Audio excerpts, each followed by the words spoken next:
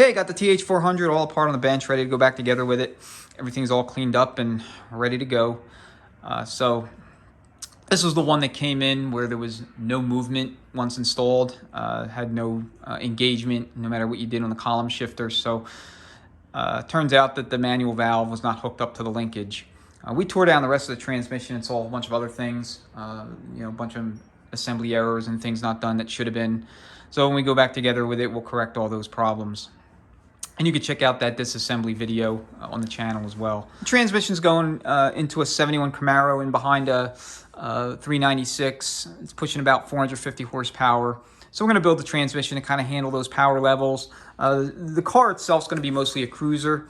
It's not going to see the drag strip. It's something to take out on the weekends or to cars and coffee and things like that.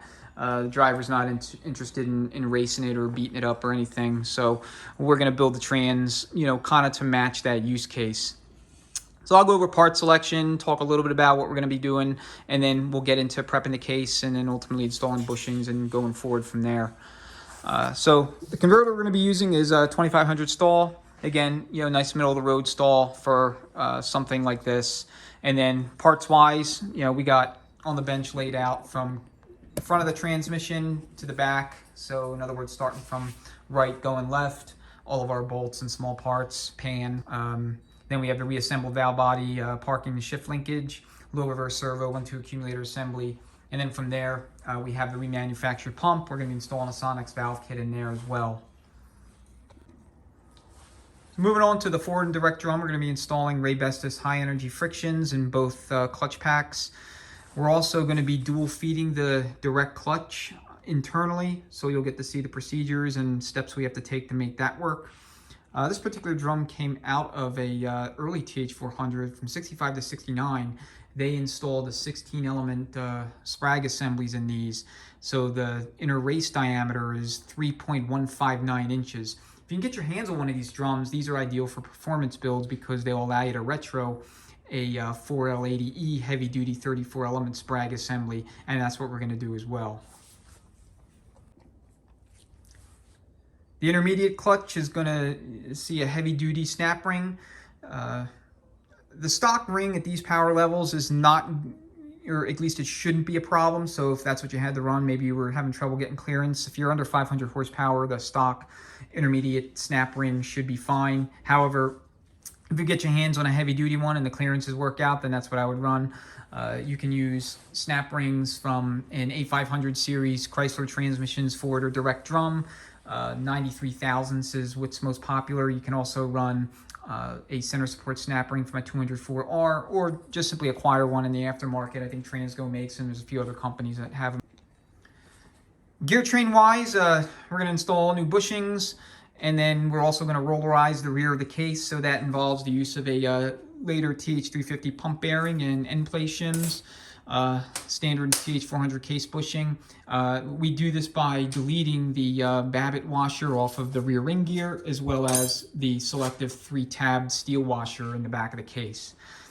Otherwise, everything else will be more or less, like any other TH400. Let's go ahead and start with the case prep, and then we'll get the bushings out and put all new ones in, and then go from there.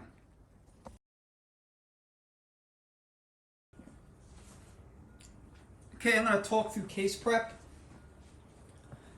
So what I mean by case prep is checking and, if necessary, reconditioning the sealing surfaces for the low reverse servo, 1-2 accumulator, and then manual band servo for manual second.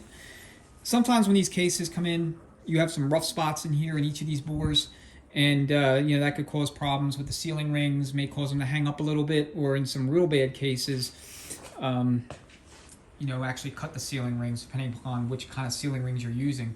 At the same time, I also want to make sure that the worm tracks are perfectly flat. So I already sanded down and smoothed out the bores for the 1-2 and the manual band, but I haven't touched the low reverse band sealing surface yet, so I'm going to do that now. This way you kind of see how it's done. So all I do is take 400 grit sandpaper, that's what I like to start with, and then I'll kind of go all around the bore, a few times, and just light, moderate pressure sanding until I knock down all the rough spots. You don't have to spend a ton of time on this. It doesn't take a lot to get it smooth.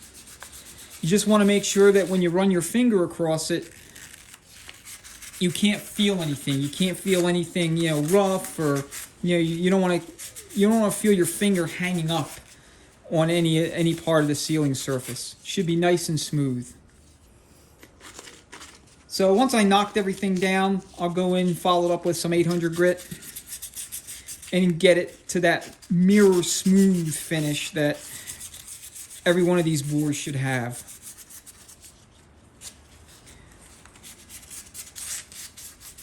A handful of times around, and that should do it. So the next thing I'm going to do is sand the worm tracks. Over the years, high spots can appear. Maybe the case is warped a little bit. Maybe there's some overheating events. Any number of things, could apply. So what you want to do is take a sanding block. I'm just using a Durablock. And again, with the 400 grit sandpaper. And just kind of go over and smooth out the surface. I'll go in one direction.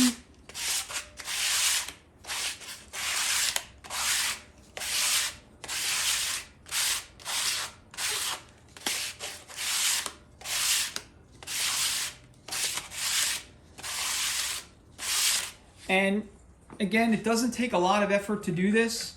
You just want to make sure that you make somewhere in the neighborhood of 15 to 20 passes, and that will get this surface nice and flat, and it'll eliminate any high spots so that you won't have any potential cross leaks between the valve body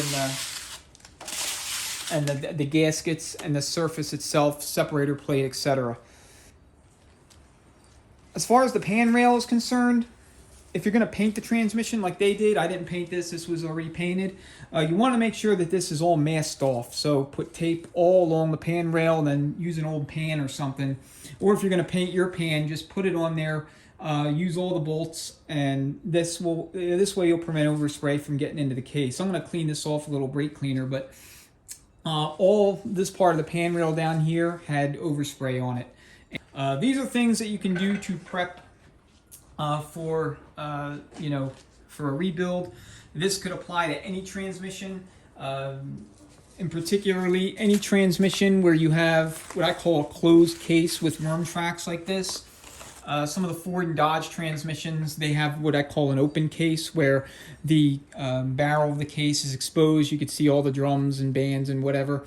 And then they have their feed ports usually in the front and the rear, and that's it. Everything else is open. But if it's like this, TH350s, 400s, 700R4s, 4R100s, D4ODs, things like that, sanding down the worm tracks is a good way to make sure that you prevent cross leaks.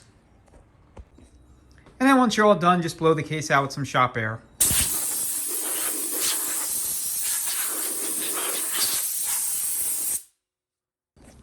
And that's it for case prep, so ready to move on to bushings.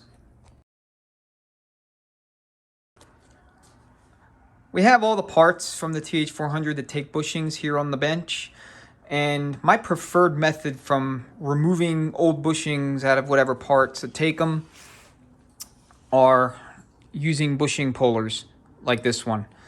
So I'll start with the output shaft.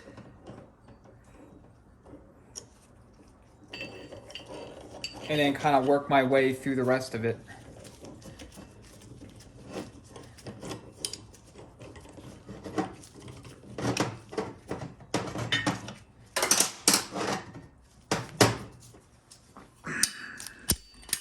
Just want to make sure that you have it in there sufficiently, and it's grabbed the bushing.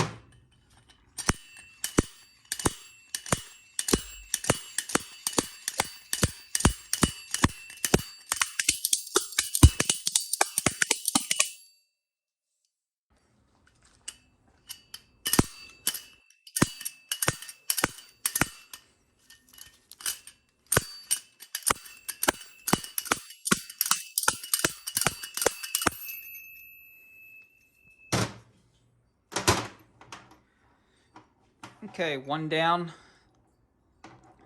5 more to go. All right, so I took out the sun gear shaft and the pump stator bushings out with the slide hammer, just like you saw me remove the one in the output shaft. The rest of them, the extension housing and the center support, we'll remove those with bushing drivers. And then for the high planet, what I do with this is I'll use a small drift punch, go around with a hammer, tapping on top of the bushing all the way around until I get it about halfway out. And then I'll just flip it on its side like this, and then I'll tap it the rest of the way. So, like I said, you just want to tap around on the top here. You want to avoid the planetary gears themselves. You obviously don't want to damage them. But whatever surface is available, otherwise, just tap it. You know, be firm. And then work your way around.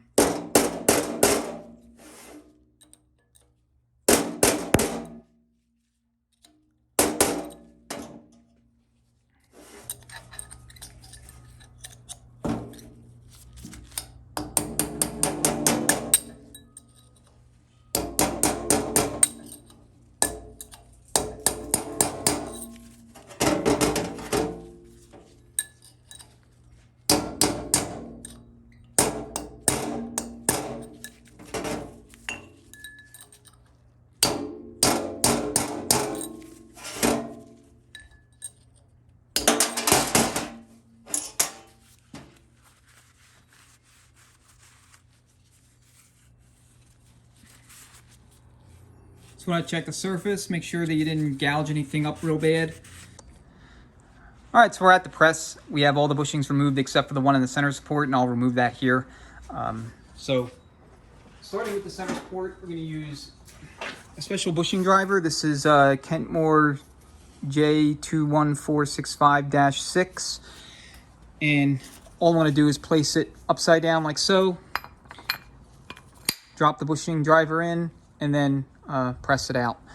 When we go back with it, we'll flip it over,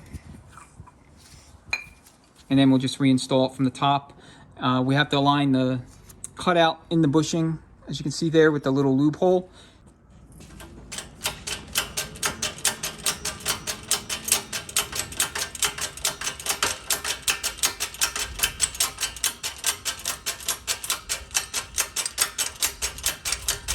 Okay, so we got the bushing out. Now we're ready to install the new one.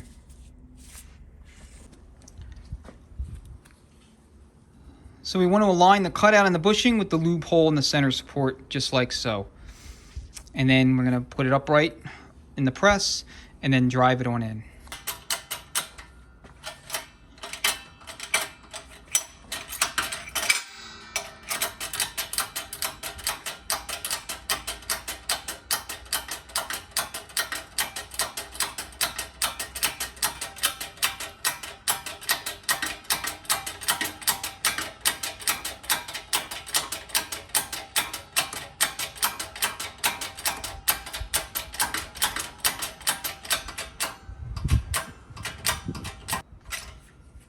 When you think you have it, just check it.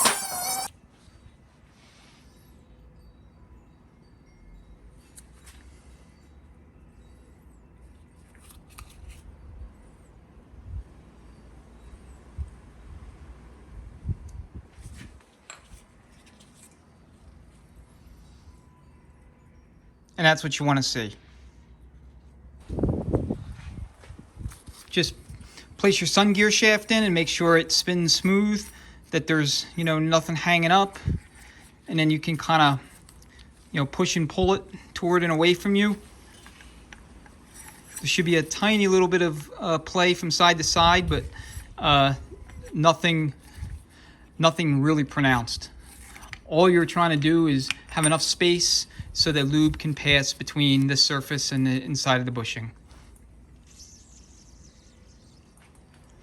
So next we'll do the sun gear shaft bushings.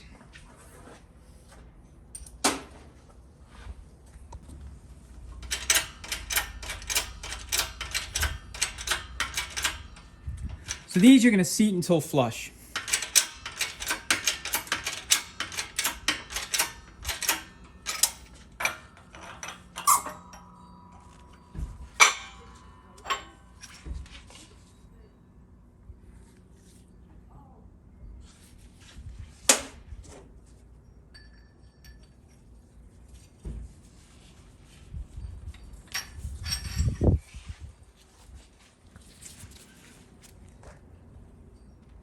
You just want to check it with your sun gear shaft. I check them one at a time. So if there was a problem with this one, I could pull it out.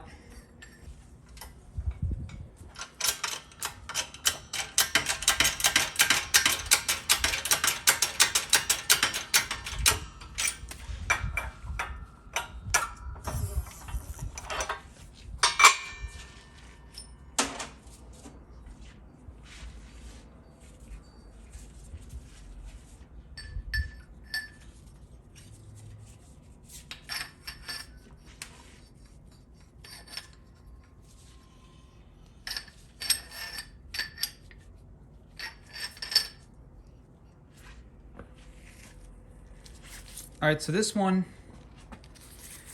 is actually not going in quite as smooth. So you don't want to force it. Now, I know I installed it straight, but sometimes the shaft itself is ever so slightly out of round. So what you have to do is lightly hone the inside of the bushing. And again, I use sandpaper for this. You just lightly hone inside of the bushing until it'll slide on in. Another thing you can do is take some emery cloth to the journal itself and then just file it down. And I just attached the ring gear, make it easier. And here it is in the ring gear. So we got the intermediate shaft, the sun gear shaft, and then the ring gear. And as you can see, it's spinning nice and freely. And that's what you want. Front planet.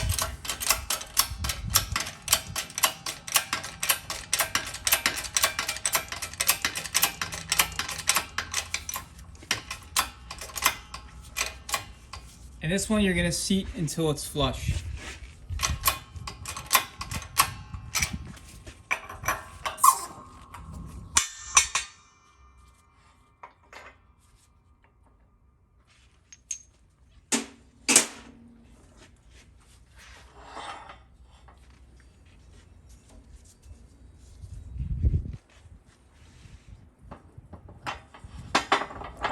Let's check it on the center support. And again, same result. Nice and free spinning. All right, now we'll do the stator.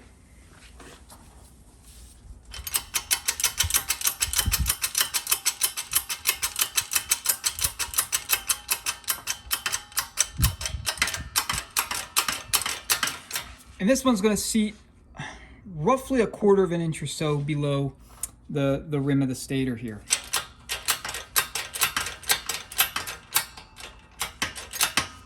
We'll check it.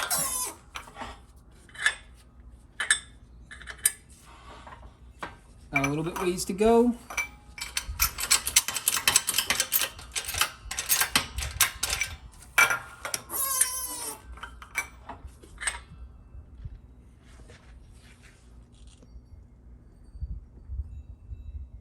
That looks about right.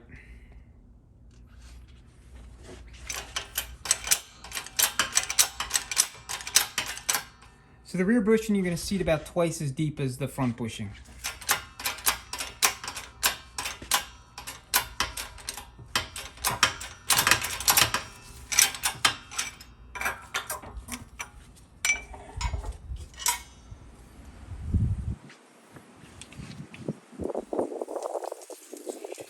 Stand it going a little bit further.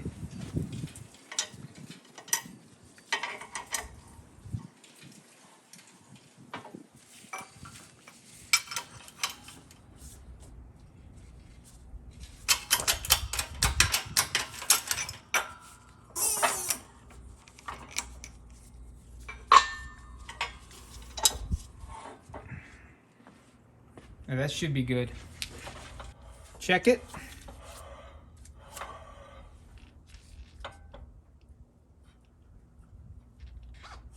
No side play, it just spins nice and easy. Output shaft.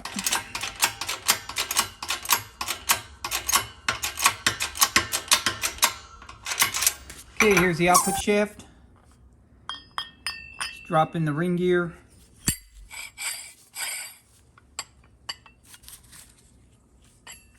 and it spins nice and smooth. The last bushing is the extension housing bushing.